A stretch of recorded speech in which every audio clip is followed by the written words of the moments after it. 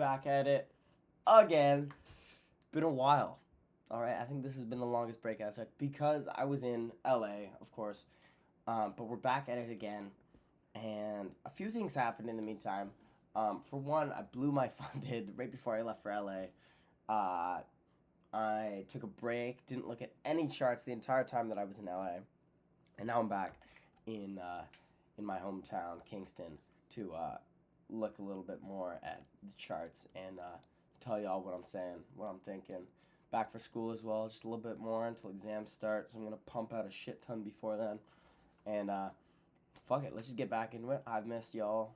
I'm sure anyone who's watched these videos has missed me, and fuck it, let's get into it. Today's topic is the importance of market experience. And I mean, it's incredibly hard to it's incredibly hard to stress this enough. Market experience is absolutely everything in trading. You can have a good edge, you can have a bunch of shit, but you can have proprietary trading software. But at the end of the day, if you don't know how to behave in a market, you're gonna get fucked, turned sideways, fucked again, turned on your back, and fucked one more time. Then up the ass just for pleasure of the other guy, not for you. Although you'd probably enjoy it, you sick fuck. But I digress, of course. What I mean by the importance of market experience is really just as you trade more, as you get more months of trading under your belt, you'll be able to quickly understand patterns that the market follows. And the market has, like, I call them patterns.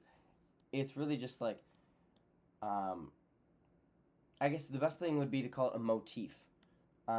If you're familiar with kind of patterning in general, what you would call the unit cell of a pattern.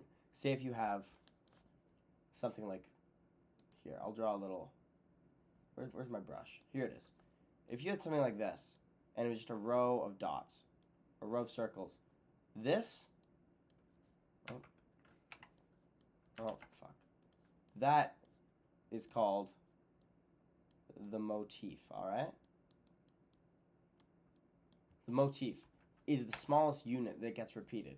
So what you see is that you start getting days that kind of look similar, all right? We have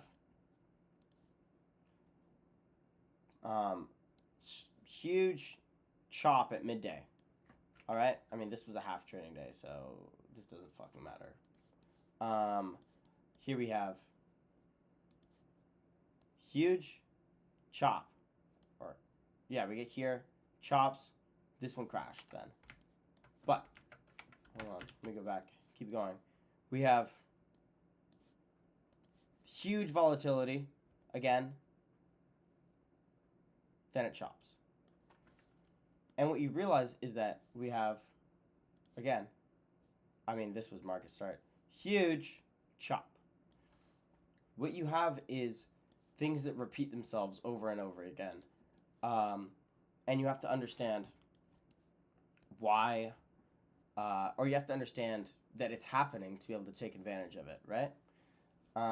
And so you would probably also look wider and be like, oh, we're also in a range. So that would explain a lot of it, that we're seeing these huge movements and then a retreat after a chop. So it would be like, we see this pattern, now let's explain it. Accumulation, or no, markup, distribution, accumulation, markup, markdown, accumulation, markup, markdown, markup, accumulation, just consolidation really, markdown, markup, consolidation at this top. And what would you guess happens next? Either a breakout or something down here. Again, because we've been seeing this go on for a few days, we've now had 1, 2, 3, 4 peaks in this range.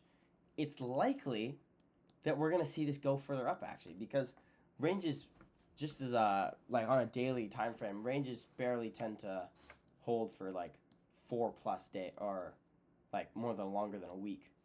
It's kind of rare that you would see that. So just statistically speaking, you'd be like, okay, price going up. That's something you only have with market experience. All right? Like, otherwise, you're not really gonna know what to think here. You're gonna be like, all right, are we gonna go down or are we gonna go up?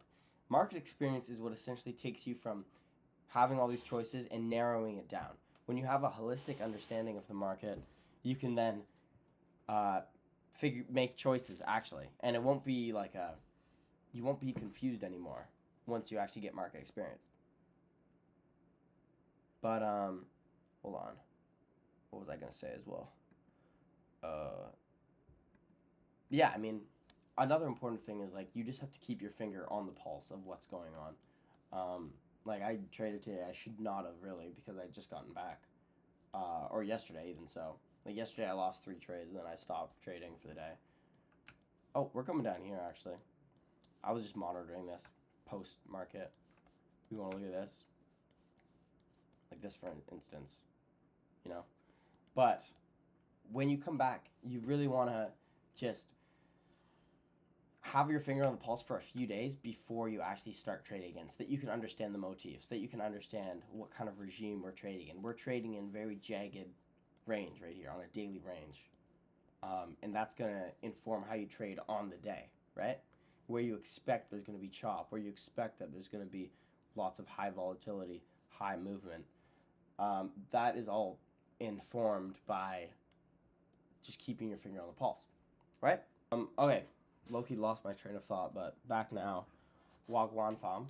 And yeah, I wanted to make this video because, well, I just got back from LA, and a big thing that was happening was I had no idea what was fucking going on Bookmap, for instance. Like, I was trading, like, midday, kind of like afternoon session here.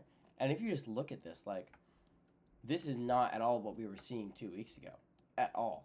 We are seeing a lot of, like, algorithmic kind of spoofing going on, where we just have, like, these trades that are being put in and then canceled, trades that are being put in and canceled, and you can't exactly like trade my technique when you're like this because there's no levels to react off of because it all fucking just blends in, right? But yeah, I mean, I was like just trading midday, and like as you can see, there was just absolutely nothing going on because of these larger values. Like what, this was like 300, and they all get canceled before they actually get hit. So I was like, what the fuck's going on?